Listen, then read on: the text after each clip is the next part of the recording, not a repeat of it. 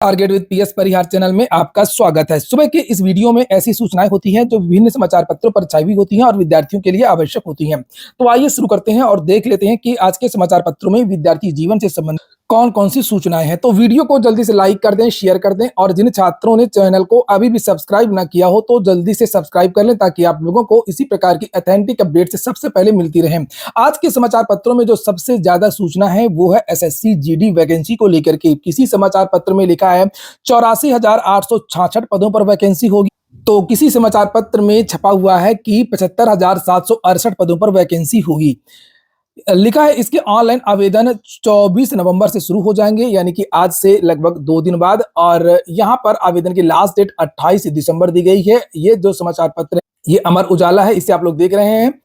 18 से 23 साल के जो युवा हैं वो इसके लिए आवेदन कर सकते हैं। लिखा हुआ है सबसे ज्यादा 29,283 पदों पर सीआरपीएफ में सिपाही के पदों पर भर्ती की जा रही है और इसके साथ ही बीएसएफ में 19,987, आईटीबीपी में 4,142 पदों के लिए, एसएसबी में 8,273 पदों के लिए, सीआईएसएफ में 19,475 पदों के लिए, असम राइफल्स में 3,706 पदों के लिए भर्ती की तैयारी की गई। और लेकिन मैं आपको बता दूं कि अभी वेबसाइट पर आपको इसका नोटिफिकेशन देखने को नहीं मिलेगा। ये जो सूचना है वो केवल समाचार पत्रों के माध्यम से दी गई है। इसका नोटिफिकेशन जो एसएससी ने कहा था अपने एग्जाम कैलेंडर में 24 तारीख को जारी होगा। तो अभी आप लोगों को थोड़ा सा 1-2 दिन का इंतजार करना होगा। अगली सूचना बिहार की है। बिहार में राज्यपाल की मंजूरी के बाद अधिसूचना जारी कर दी गई है और 75% आरक्षण लागू कर दिया गया है। बिहार में अब आरक्षण इस प्रकार मिलेगा, जैसे यहाँ पर देख सकते हैं, एससी को पहले 16% मिलता था तो अब मिलेगा 20%, एसटी को 1% आरक्षण मिलता था अब मिलेगा 2%,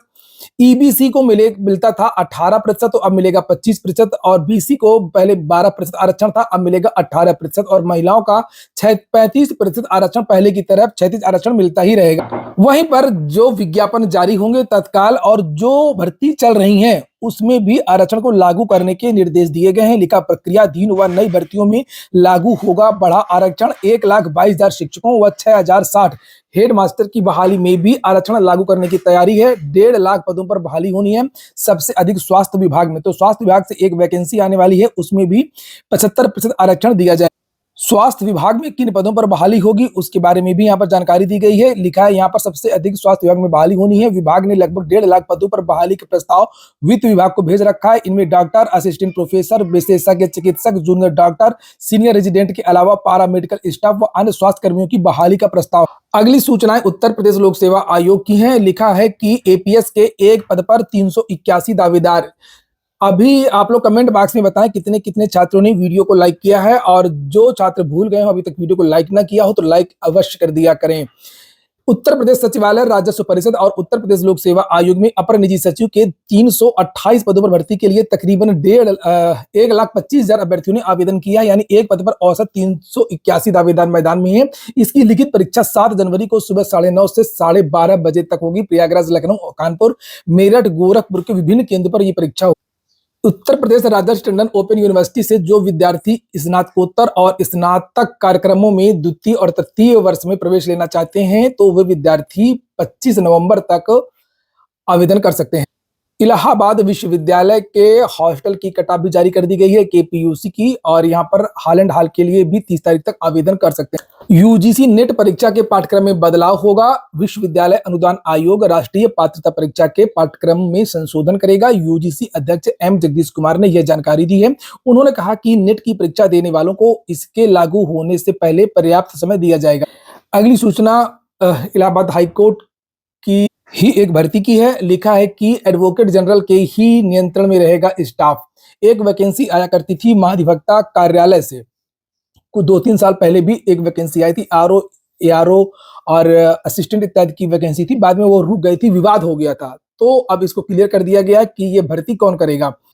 और ये देखिए लिखा है यहाँ पर कि प्रदेश सरकार ने महाधिवक्ता कार्यालय के स्टाफ की नियुक्ति व अनुशासित रखने की शक्ति छीनकर प्रमुख सचिव विधि को सौंप दिया था। इलाहाबाद हाईकोर्ट ने इस संशोधित नियमावली को असंवैधानिक करार देते हुए रद्द करके महाधिवक्ता की सारी शक्तियां पूर्ववत बहाल कर दी हैं। साथ ही कोर्ट ने राज्य सरकार को संविधान सम्मत नियम बनाने की भी छूट दी है। यह आदेश चीफ जस्टिस प्रीतिंकर दिवाकर और जस्टिस आशुतोष श्रीवास्तव की बेंच ने उत्तर प्रदेश राज्य विधि अधिकारी मिनिस्टीरियल स्टाफ एसोसिएशन की तरफ से दाखिल याचिका को स्वीकार करते हुए दी। उत्तर प्रदेश लोक सेवा आयोग की एक और भर्ती की सूचना है। लिखा डेंटल सर्जन भर्ती का इंटरव्यू जल्द। कल एक नोटिस जारी हुई थी जिसमें यह बताया गया था कि डेंटल सर्जन का साक्षात्कार नवंबर के अंतिम सप्ताह में होगा और इन विद्यार्थियों की स्क्रीनिंग परीक्षा भी थी। स्क्रीनिंग परीक्षा हो चुकी है। बहुत जल्दी इन विद्यार्थियों का परिणाम जारी होगा और इन विद्यार्थियों का साक्षात्कार इसी महीने होगा। इलाहाबाद विश्वविद्यालय की क्रेड परीक्षा को लेकर के भी सूचना है। लिखा इलाहाबाद विश्वविद्यालय एवं कॉलेजों में संयुक्त शोध प्रवेश परीक्षा के तहत पीएचडी में प्रवेश होगा।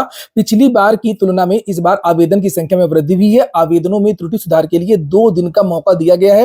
प्रवेश प्रकोष्ठ के निदेशक प्रोफेसर जेके पति की ओर से जारी सूचना के अनुसार 24 नवंबर आवेदन और 25 नवंबर तक ऑनलाइन फीस जमा करनी होगी।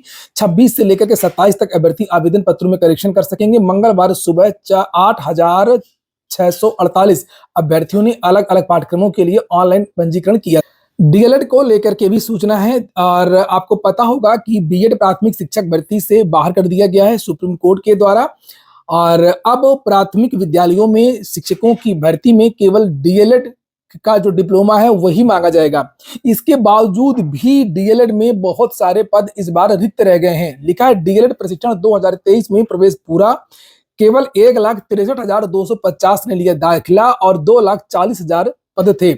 नीचे यहाँ पर लिखा है देखिए डीएलएड प्रशिक्षण 2023 में दाखिले के लिए चल रहे मंगलवार को पूरी हो गई। प्रदेश के 67 जिला शिक्षा एवं प्रशिक्षण संस्थान के 10,600 और निजी 2,974 कॉलेजों की 2,22,750 यानी कुल 2,33,350 सीटों के मुकाबले केवल 1,63,250 सीटों पर अभ्यर्थियों ने दाखिला लिया। इस बार भी 70,000 से अधिक सीटें खाली रह गईं। कॉलेज आवंटन के बाद इस बार 2,684 अभ्यर्थियों ने प्रवेश नहीं लिया। परीक्षा नियामक प्राधिकारी की तरफ से डीएलएड प्रशिक्षण 2023 की समय सारणी के मुताबिक अब प्रशिक्षण की शुरुआत हुई। 69,000 शिक्षक भर्ती को लेकर के भी सूचना है। लिखा अंक न दाखिल किया हलफनामा, खफा कोर्ट ने 24 घंटे में तलब किया स्पष्टीकरण। इलाहाबाद हाईकोर्ट की ओर से सहायक अध्यापकों की भर्ती की गलत उत्तर कुंजी जारी करने पर याचियों को 1 नंबर देने का आदेश का अनुपालन करने में परीक्षा नियामक प्राधिकारी फिर असफल रहा। इससे नाराज कोर्ट ने बेसिक शिक्षा परिषद के सचिव से 24 घंटे के भीतर आदेश के अनुपालन न होने का कारण स्पष्ट करते हुए हलफनामा तलब किया है। मामले की अगली सुनवाई 23 नवंबर को होगी। 69,000 भर्ती में 2 प्रमुख मामले हैं। एक मामला 1 अंक के विवाद को लेकर के है और दूसरा मामला आरक्षण को लेकर के है। आरक्षण मामले की जो सुनवाई है वो 4 तारीख से लगातार होगी। और रही बात जिन विद्यार्थियों का 1 अंक बढ़ा है, जिन्हें मौका देने की बात की गई है, इसके बारे में अभी कुछ नहीं कहा जा सकता। हाई कोर्ट ने जब पूछा सरकार के वकील से कि अभी तक आप लोगों ने इन विद्यार्थियों की नियुक्ति क्यों नहीं किया है जिनके 1 नंबर बढ़े हैं, जो याची हैं, तो यहाँ पर लिखा हुआ कि मंगलवार को नियत सुनवाई के दौरान बेसिक शिक्षा और नियामक प्राधिकारी की ओर से लखनऊ बेंच में लंबित अपील का हवाला देते हुए न प्रगति रिपोर्ट पेश की गई और न ही हलफनामा दाखिल नहीं किया गया। इससे खफा कोर्ट ने प्रथम दृष्टया अवमानना की। तो सरकार के वकीलों ने कहा कि असल में आरक्षण को लेकर के मामला कोर्ट में पड़ा है। सूची रिवाइज करने का आदेश सिंगल बेंच ने दिया था, जिसकी वजह से इन विद्यार्थियों की नियुक्ति सरकार नहीं कर पा रही है। तो देखते हैं कि आखिरकार कब ये जो समस्या है वो समाप्त होती है। ये हो गया आज का वीडियो। वीडियो आपको अच्छा लगा हो, आपके काम का हो, तो वीडियो को लाइक अवश्य कर दें। पूरा वीडियो सुनने के लिए बहुत बहुत धन्यवाद।